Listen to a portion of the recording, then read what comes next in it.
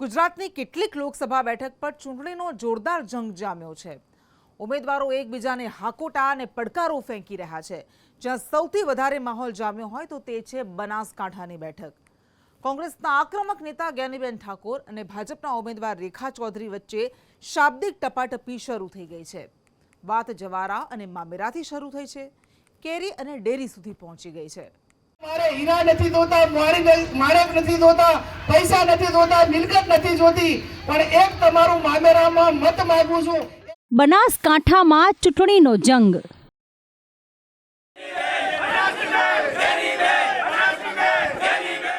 Geniben Thakor versus રેખા ચૌધરી। નેતાઓ વચ્ચે શાબ્દિક ટપાટપી। જવારા મામેરાથી લઈ કેરી ડેરી સુધી। લોકસભાના ઉમેદવાર જાહેર થયા બાદથી જ ઉત્તર ગુજરાતની બનાસકાંઠા બેઠક ચર્ચામાં આવી છે। ચર્ચા એટલા માટે કે બંને ઉમેદવારો અડીખમ છે। એક બાજુ છે કોંગ્રેસનો આક્રમક ચહેરો જ્ઞાનીબેન ઠાકોર, તો બીજી બાજુ ભાજપના દમદાર નેતા રેખાબેન ચૌધરી। વિસ્તારની તાસીર લડાયક છે, જેની અસર ઉમેદવારની જાહેરાત થતાં જ જોવા મળી। પરંતુ આ લડાઈમાં જ્ઞાનીબેન ઠાકોર અનુભવી છે। ક્યાં શું બોલવું, કેવી રીતે બોલવું, ક્યાં ઘૂંઘટ ઓઢવો, બધું જાણે છે। એટલે જ્યારે પિયરના મત વિસ્તારમાં મત માંગ્યા હતા તો મામેરું ભરવાની વાત કરીને સાસરીવાળા મત વિસ્તારમાં ગયા તો ઘૂંઘટ ઓઢીને જુવારું માંગ્યું। અને આજે પણ આ ટિકિટ મળતા પહેલી વખત કહું છું કે આપણા ઘરે કોઈ સારો પ્રસંગ હોય, રૂડો પ્રસંગ હોય તો આપણી સંસ્કૃતિ, ભારતીય સંસ્કૃતિ પ્રમાણે બેન દીકરીને ત્યાં મામેરું લઈને જવા માટેની પ્રથા છે। એ ચરોતરના તમામ સમાજો સાથે મળી અને મારે હીરા નથી જોતા, માણેક નથી જોતા, પૈસા નથી જોતા, મિલકત નથી જોતી, પણ એક તમારું મામેરામાં મત માંગુ છું, એક વોટ માંગુ છું। અને આટલું મામેરું ભરી અને એક બેન તરીકે, દીકરી તરીકે આશા અપેક્ષા પૂરી કરશો અને આશીર્વાદ આપશો, એ જ શબ્દ સાથે આપ સૌનો આભાર। હવે આજે હું દિયોદર તાલુકા અને સમગ્ર દિયોદર તાલુકા પાસે જુવારું માંગવા આવી છું અને બાકીના જે તાલુકા છે એમની પાસે અધૂરું મામેરું પૂરું કરવા માટે આવી છું। હવે દિયોદર તાલુકા ને જુવારામાં જેટલું આટલા વર્ષમાં બાકી હોય એટલું આલોરું કાયદેસર ભાઈએ ભાગ આપવા પડે, એ અમારો વારસાઈ હક છે। અને વારસાઈ હક છે ત્યારે હવે એ હકની અંદર કે પાછા નહીં રહો ને। જ્ઞાનીબેનના મામેરા અને જવારાની ચર્ચા થવા લાગતા રેખા ચૌધરી તરફથી પલટવાર આવ્યો છે, જેમાં તે કહી રહ્યા છે કે મામેરું 2 વાર ન ભરાય, એક જ વખત ભરાય। હાલ રેખાબેનનું મામેરું ભરવાનું છે। આપણે મોદી સાહેબ જોવાના છે। આપણે મોદી સાહેબને અહીંથી વાવની બરાબર લીટ મળે આવી બરોબર મહેનત કરવાની છે। અને મોમેરા 2 વખત ન ભરાય, મોમેરો 1 વખત ભરાય। મોમેરો 1 વખત ભરાય એટલે હાલના મોમેરું ભરવાનું છે ને પૂરેપૂરું સલકાવવું જોઈએ, આવી હવને મારી નમ્ર વિનંતી છે। આ તો થઈ મામેરાની વાત, પણ વાર પલટવારમાં જ્ઞાનીબેન દાદા સુધી પહોંચી ગયા। એક સભામાં જ્ઞાનીબેને હુંકાર ભર્યો કે અમારા કોઈ દાદા નહીં, અમારા 2 જ દાદા, એક ગણપતિ દાદા અને બીજા હનુમાન દાદા।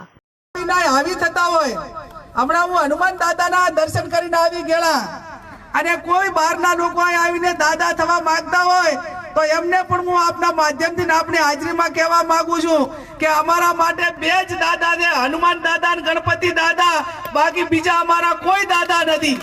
અને કોઈ પણ દાદા થવા માંગતા હોય તો પણ એ તમારા મગજમાંથી જે કાંઈ જે હોય એ કાઢી નાખજો। તો આ બધાની વચ્ચે જ્ઞાનીબેન ઠાકોરે બનાસ ડેરી અને બનાસ બેંક પર ચાપખા માર્યા હતા અને આરોપ લગાવ્યો કે બંને સંસ્થાએ લોકો સાથે સહકાર રાખ્યો જ નથી। 10-15 વર્ષથી તો બનાસ બેંક હોય કે બનાસ ડેરી હોય એને સહકાર રાખ્યું જ નથી। માત્ર એમના રાજકીય મેળાવડા કરવા માથે એક હવે ભાજપના ઝંડા બાંધવાના બાકી રાખ્યા છે। અને અમે તો એમ કહીએ છીએ કે હવે તમે એવું જ નક્કી કરો ને કે જેટલા ભાજપના હોય પરિવાર એટલાનું દૂધ લેવાનું, બીજાનું દૂધે ના લેવું, એવું માટ લખો પ્રું એને ખબર પડે એમ। જ્ઞાનીબેન સાથે શાબ્દિક ટપાટપીમાં તેમના સમર્થકો સામેલ થયા છે। એક સમર્થકે ભાજપના ભરતી મેળા પર કટાક્ષ કરતા કહ્યું કે ભાજપ જેને પહેલા સડેલી કેરી કહેતી હતી તે કમલમમાં જઈ હાફૂસ કેવી રીતે બની જાય છે। બધા જ એમના માટે તન મન ધનથી મહેનત કરી હતી, ત્યારે મને દુઃખ સાથે એક નાની બેન તરીકે કહેવું પડે છે કે આજે અમારે જરૂર છે ત્યારે એ સામે પક્ષે જઈને બેઠા છે. મને એ નથી ખબર, એક વ્યક્તિએ તો કદાચ બેન એવું પણ કીધું હતું કદાચ વિધાનસભાના પછી કે ભાઈ અમને બોલાવો, ત્યારે કદાચ તેમજ પક્ષેથી કોઈ એવું કીધું હતું કે આ ખરાબ કરેલી કેરીઓને તમે શું કામ અહીંયા લાવો છો. તો મને એ ખબર ના પડી કે આજે ખરાબ થયેલી કેરીઓ આફૂસ કેરી ત્યાંથી થઈ ગઈ, સારી ક્યાંથી થઈ ગઈ. હાલ તો બનાસકાંઠામાં નેતાઓની શાબ્દિક ટપાટપી અને વાર પલટવારે ચૂંટણીનો માહોલ ગરમાવી દીધો છે અને જેમ જેમ તારીખ નજીક આવી રહી છે તેમ આ માહોલ વધુ જામશે. બ્યુરો રિપોર્ટ, સંદેશ ન્યૂઝ. નેતાઓની શાબ્દિક ટપાટપીથી ખાલી ઉત્તર ગુજરાતમાં શરૂ થયું છે તેવું નથી. સૌરાષ્ટ્રમાં પણ માહોલ બનવા લાગ્યો છે. દેશી ઠાઠમાં રાજકોટના ભાજપ ઉમેદવાર પરસોત્તમ રૂપાલા સભાઓ ગજવી રહ્યા છે, તો સામે કોંગ્રેસના નેતાઓ પણ તેજાબી વલણ રાખીને મુકાબલો કરી રહ્યા છે. ત્યારે સૌરાષ્ટ્રમાં કેવો જામ્યો છે માહોલ, જોઈએ આ રિપોર્ટમાં. સૌરાષ્ટ્રમાં માહોલ થયો સેટ. બધી ઘણી સભાઓ મેં પણ કરી, પણ એમાં ફેરફાર એટલો હતો કે એ વખતે હું અણવર થઈને આવતો. આ વખતે આ લોકોએ તલવાર મને પકડાવી દીધી. નેતાઓનું ચાલવા લાગ્યું બેટ. અને હમણાં તો શક્તિ સામે વાંધો પડ્યો છે. સમજે વિનાનો પાડે છે, સમજીને પાડે છે, એ નથી સમજે. વાર પલટવારની જામી મેચ. એટલે કામના નામે મત માંગવાની જગ્યાએ રામના નામે મત માંગે છે. આવા રાવણોથી આપણે ચેતવાની જરૂર છે. ઉત્તર ગુજરાત બાદ સૌરાષ્ટ્રમાં ચૂંટણી પ્રચારના રંગ પૂર બહારમાં ખીલ્યા છે. જ્યાં રાજકોટથી ભાજપના ઉમેદવાર પરસોત્તમ રૂપાલા એકદમ દેશી ઠાઠમાં જનતાની વચ્ચે જઈ રહ્યા છે. કેડિયાનો પોશાક છે, માથે પાઘડી અને ખભે ખેસ પહેરી રૂપાલા ગામે ગામ સભાઓ ગજવે છે, જેમાં તે હાસ્ય રસ રેલાવી રહ્યા છે. એક સભામાં પોતાની ઉમેદવારી પર બોલતા રૂપાલા બોલ્યા કે પહેલા હું અણવર હતો, પણ આ વખતે તો મને તલવાર પકડાવી છે. હું આપ સૌને, આ લોકો મને અત્યારે આ પહેલો રાઉન્ડ છે ને, મારું નામ પાર્ટીએ જાહેર કર્યું રાજકોટ લોકસભાના ઉમેદવાર તરીકે. એટલે અમારી આ આગેવાનોની ટીમ રાજકોટ જિલ્લાની એ મને આ વિસ્તારમાં દેખાડવા નીકળી છે કે આને ઊભો રાખ્યો છે. એટલે આ એની મીટિંગ છે. તમને બધાને પછી ક્યાં ખામો મળું તો ખબર પડે ને કે આ આપણો ઉમેદવાર છે. હું અન્યથા અહીંયા જસદણ વિસ્તારમાં, રાજકોટ વિસ્તારમાં ઘણી વખત આવી ગયો. બધી ઘણી સભાઓ મેં પણ કરી, પણ એમાં ફેરફાર એટલો હતો કે એ વખતે હું અણવર થઈને આવતો. આ વખતે આ લોકોએ તલવાર મને પકડાવી દીધી. તો બીજી એક સભામાં પરસોત્તમ રૂપાલાએ રાહુલ ગાંધીના વાર પર પલટવાર કર્યો છે, જેમાં તેઓ કહી રહ્યા છે કે હવે કેટલાક લોકોને શક્તિ સાથે વાંધો પડ્યો છે, કેટલાક અપમાનને દેશ ક્યારે ભૂલતો નથી. અને હમણાં તો શક્તિ સામે વાંધો પડ્યો છે. સમજે વિનાનો પાડે છે, સમજીને પાડે છે, એ નથી સમજે. ઓકે, શક્તિની ઉપાસના કરવાનું કીધું તો એની શક્તિ પકડી, એની સામે જો છે. એટલે એવું બધું હાલ્યા રાખે આ દેશમાં. આ દેશ એવાના ભરોસે છે નહીં, વિરોધ કરનારાઓના ભરોસે છે નહીં. આ દેશમાં કે દિવસે રાવણે હરણ કર્યું તેની તારીખ નથી રામાયણમાં. કથાથી આપણે જાણી છીએ સીતાનું હરણ કર્યું હતું. એ તારીખ હજી કોઈ જાણતું નથી, પણ જે દીનું હરણ કર્યું તે દીના પૂતળા બાળે હજી બંધ નથી થયો આ દેશ. આ દેશ ભૂલતો જ નથી. અમુક ઘટનાઓને આ દેશ કોઈ દી ભૂલતો જ નથી. એમાંથી પરંપરાઓ નીપજે છે. સૌરાષ્ટ્ર ભાજપના ઉમેદવારના સામે સૌરાષ્ટ્ર કોંગ્રેસ તેજાબી વલણ રાખી મુકાબલો કરી રહી છે.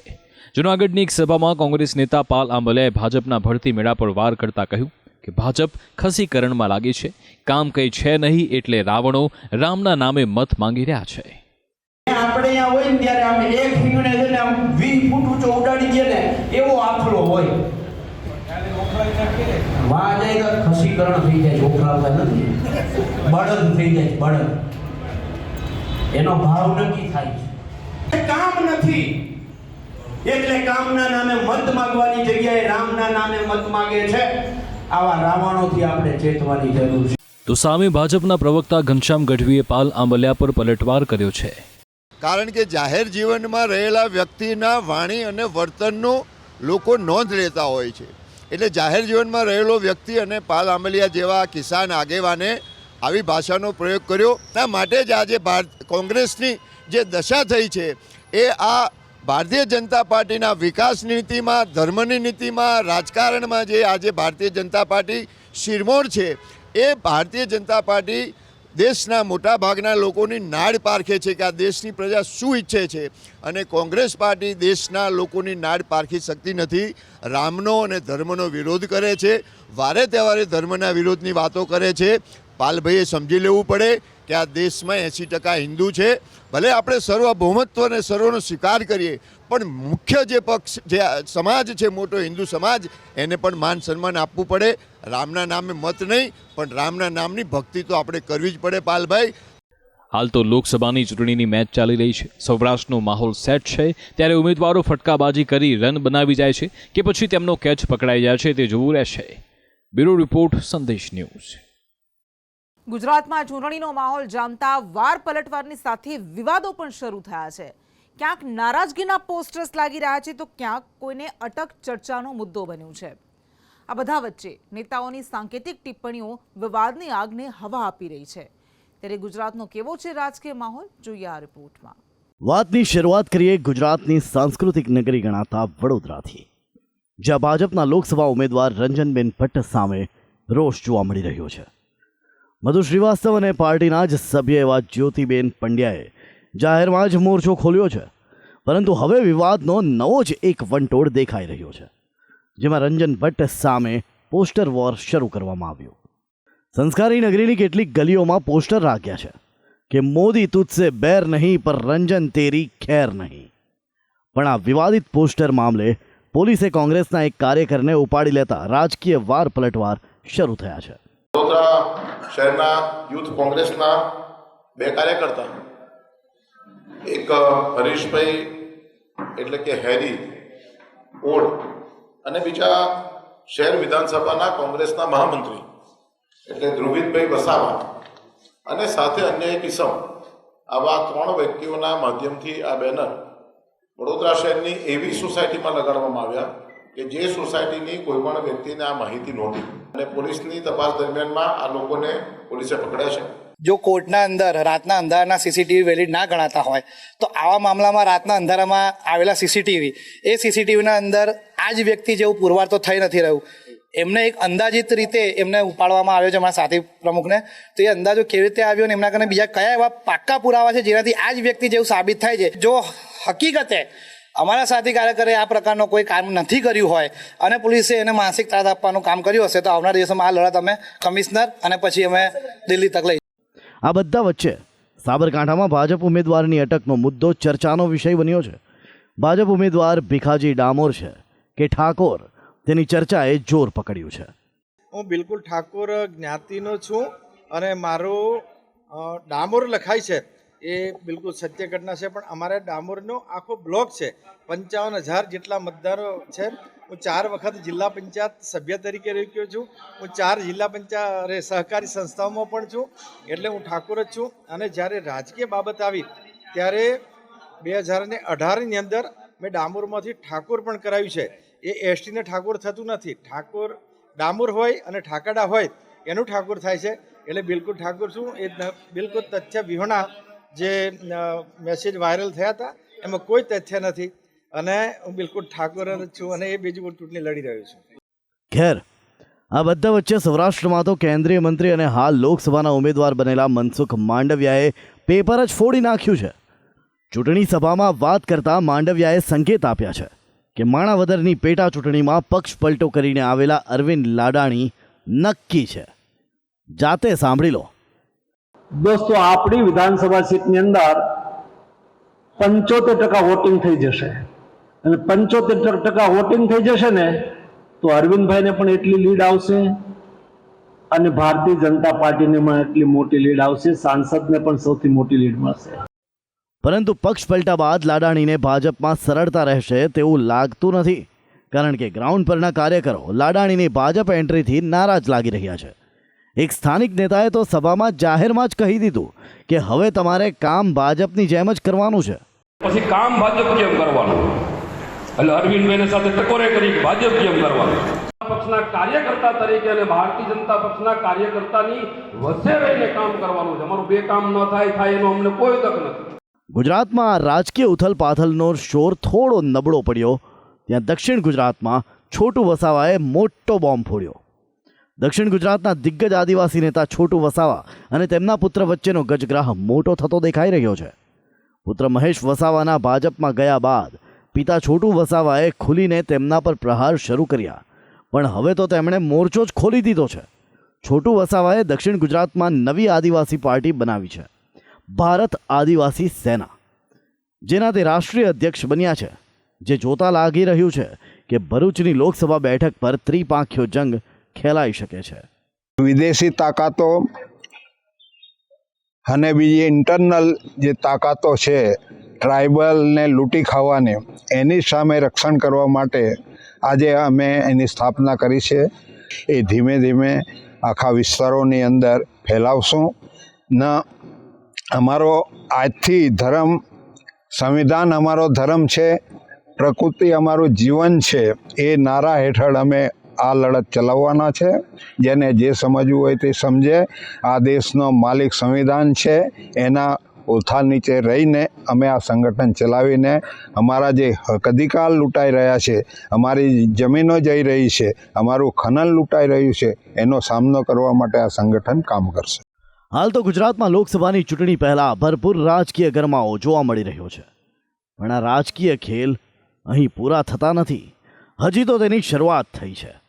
ત્યારે આગામી દિવસોમાં કેવા કેવા ખેલ થાય છે તે જોવું રહ્યું. બ્યુરો રિપોર્ટ, સંદેશ ન્યૂઝ.